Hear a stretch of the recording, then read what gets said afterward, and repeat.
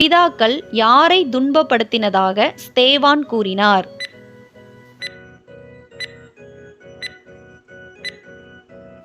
தீர்க்கதரிசிகளை. அப்போஸ்தலர் 7ஆம் அதிகாரம் 52ஆம் வசனம். கேள்வி 109. பிதாக்கள் யாரை கொலை செய்தார்கள்?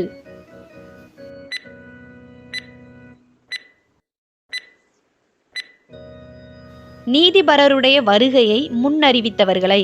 அப்போஸ்தலர் 7ஆம் அதிகாரம் 52ஆம் வசனம். கேள்வி 110. நீங்கள் அவருக்கு துரோகிகளும் அவரை கொலை செய்த பாதகருமாயிருக்கிறீர்கள். யார் யாரிடம் கூறியது?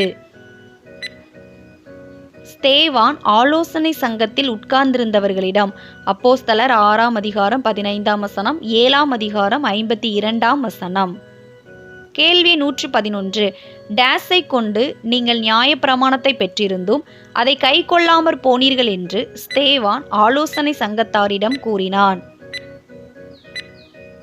தேவதூதரை கொண்டு நீங்கள் நியாயப்பிரமாணத்தை பெற்றிருந்தும்.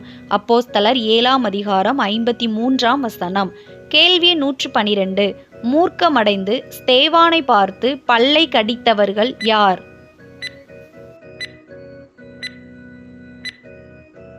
ஆலோசனை சங்கத்தில் உட்கார்ந்திருந்த அனைத்து ஜனங்களும்.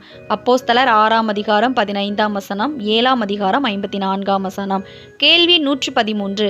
ஸ்தேவான் எதினாலே நிறைந்தவனாய் வானத்தை அண்ணாந்து பார்த்தான்? பரிசுத்த ஆவியினாலே நிறைந்தவனாய்.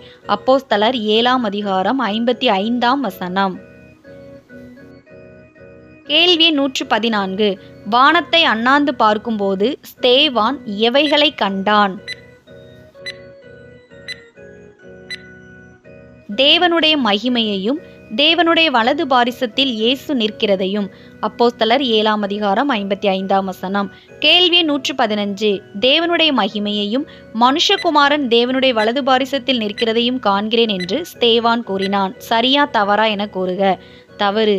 அதோ வானங்கள் திறந்திருக்கிறதையும் மனுஷகுமாரன் தேவனுடைய வலது பாரிசத்தில் நிற்கிறதையும் காண்கிறேன் என்பதே சரி. கேள்வி 116.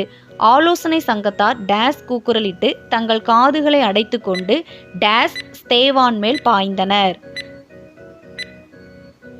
உரத்த சத்தமாய் கூக்குரலிட்டு ஒருமனப்பட்டு. அப்போஸ்தலர் 7ஆம் அதிகாரம் 57ஆம் வசனம். கேள்வி 117. ஸ்தேவானை எங்கே தள்ளி கல்லெறிந்தார்கள்?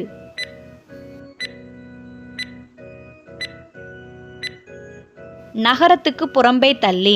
அப்போஸ்தலர் 7ஆம் அதிகாரம் 58ஆம் வசனம்.